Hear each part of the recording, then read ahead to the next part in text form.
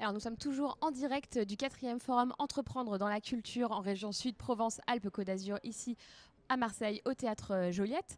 Et aujourd'hui, donc, de nombreux ateliers quatre ateliers étaient organisés, dont un sur les publics, développer les publics, nouveaux publics ou nouveaux usages.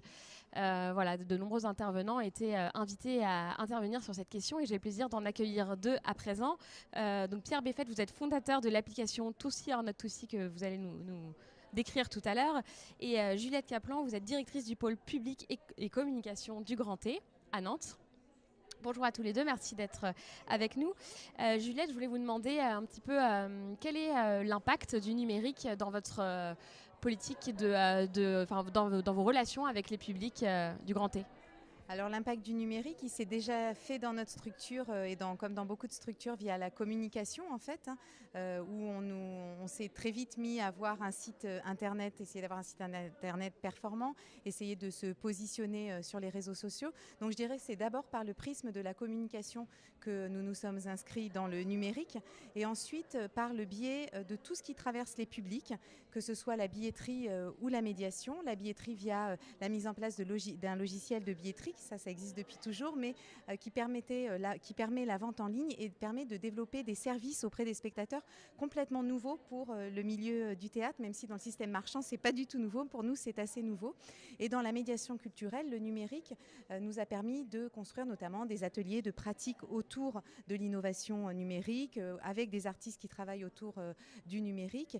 Et puis aussi nous a permis, dans la relation, de faire quelque chose qu'on ne faisait pas du tout avant, de la communication, de la médiation, à savoir sur des projets de médiation spécifiques, d'en faire des retours d'expérience via des mini-sites internet, via des newsletters extrêmement ciblés, et on a pu voir que ça a très bien fonctionné. Voilà. Et alors, est-ce que ce numérique vous a permis, toutes ces choses que vous avez mises en place, vous ont permis d'aller chercher de nouveaux publics ou est-ce que ça a simplement changé votre relation au public existant ? Alors moi je pense que le numérique change notre relation au public existant, mais c'est pas c'est pas un levier qui nous permet, en tout cas aujourd'hui on ne sait pas le faire concrètement, de recruter de nouveaux publics, tout simplement parce que à l'image d'autres entreprises comme la Redoute ou la SNCF, on n'a pas de système intelligent, de logiciels qui nous permettent aujourd'hui de pouvoir vraiment analyser notre data. Aujourd'hui on a plutôt des logiciels qui sont performants en vente, qui sont plutôt des logiciels du XXe siècle et pas tant du XXIe siècle. Donc ce qui nous handicape plutôt pas mal. Et la question de la diversification, pour moi, elle n'est pas via le numérique, la question du développement des publics, mais elle est via d'autres leviers comme la politique tarifaire, la façon dont on va vendre nos places dans la salle pour que chaque soir, chaque place soit vendue à des spectateurs différents. Et pour moi, c'est d'abord les rôles des médiateurs. Dans de la médiation, j'ai envie de dire qu'on fait depuis déjà plus de 40 ans, sur aller chercher chaque personne, chaque groupe, chaque public, parce que le public qu'on va chercher effectivement aujourd'hui auprès du numérique, avec qui on communique via nos réseaux sociaux, sont du public déjà, pour moi, déjà acquis, et donc qui est plutôt de l'entre-soi. Donc vraiment l'importance d'avoir dans les théâtres des médiateurs dont le travail est de faire venir justement des publics qu'on n'a pas encore conquis et qu'on souhaite conquérir. Pierre, vous avez créé une application qui permet un petit peu de revoir la façon d'aller s'adresser à des publics, peut-être. Est-ce que vous pouvez nous expliquer comment fonctionne Toussi or Not Toussi en quelques mots ? Oui, alors nous, on avait un autre problème, parce que c'est une application qu'on a expérimentée au Festival of d'Avignon. Et le problème qu'on avait à régler, qui n'est pas tout à fait le problème qui peut se poser pour le Grand T ou pour un certain nombre de théâtres, c'est que nous, on a une offre beaucoup trop importante de spectacles. Et que cette offre extrêmement importante, on s'est aperçu que finalement, elle était un frein à la venue au festival. C'est-à-dire que plus on avait d'offres, moins on avait de spectateurs. Et c'était assez cohérent, puisque finalement, quand on se trouve devant une offre pléthorique, on ne sait plus quoi choisir. Donc l'idée de l'outil, on s'est dit comment est-ce que le numérique va nous permettre de structurer mieux l'offre et donc de permettre aux spectateurs de voir et, pardon pour le gros mot, de consommer plus de spectacles. Donc ça a été le point de départ. Et puis après, on s'est aperçu qu'effectivement, le numérique, c'est une révolution qu'on vit au quotidien. Alors, elle s'est faite assez doucement, donc du coup, on l'a pas vraiment vu arriver. Mais aujourd'hui, finalement, le numérique est partout, il est dans tous nos usages. Et donc, la question, c'est pas de savoir si c'est bien ou pas bien. La question, c'est obligatoire, un. Et deux, c'est comment est-ce qu'on va le rendre vertueux. Parce que le numérique, ça peut être utilisé, et notamment sur tout ce qui est recommandation, ce que fait Tootsie or Not Tootsie. Sur la question de la recommandation, on peut recommander tout le temps la même chose aux mêmes gens. Et finalement, on n'est pas du tout sur la diversité culturelle, mais on est sur de la consommation de produits culturels.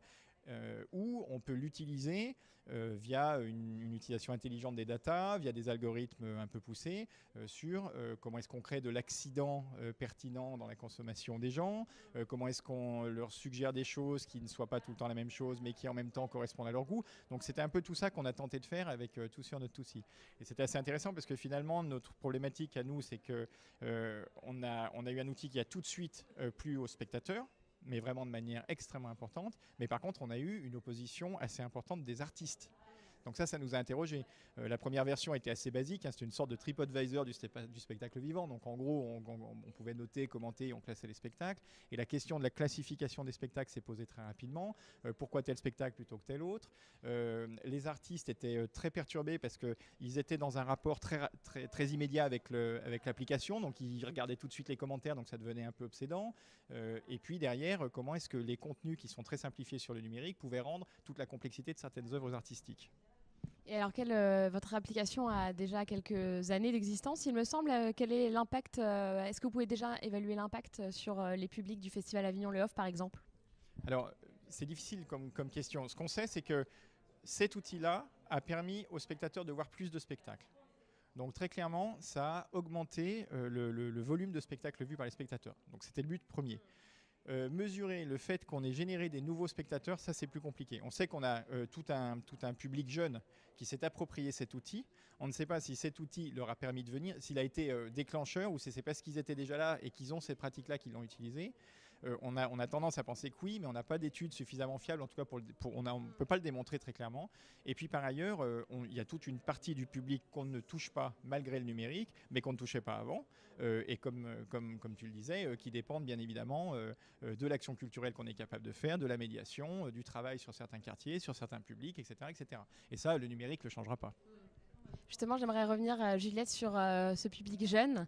Est-ce que vous utilisez le numérique dans vos actions de médiation? Vous parliez tout à l'heure de l'importance de la médiation. Est-ce que le numérique est un outil important aussi pour s'adresser à ce public-là aujourd'hui? Oui, après, on sait que par exemple sur on va dire recrutement des spectateurs, les jeunes, ils vont venir chez nous via des enseignants, via des associations. Et sur les réseaux sociaux, il y a des jeunes qui ne sont pas du tout, ou qui sont sur des réseaux sociaux type WhatsApp qu'on ne peut pas atteindre en tant que structure. Ils n'ont pas de Facebook en fait, les jeunes. Donc nous, on ne communique pas avec eux via le numérique, sauf si c'est dans des ateliers pratiques qu'on mène avec des artistes, des ateliers d'écriture numérique, ce genre de type d'approche. Mais non, aujourd'hui, on n'a pas on y travaille, on est en train de réfléchir.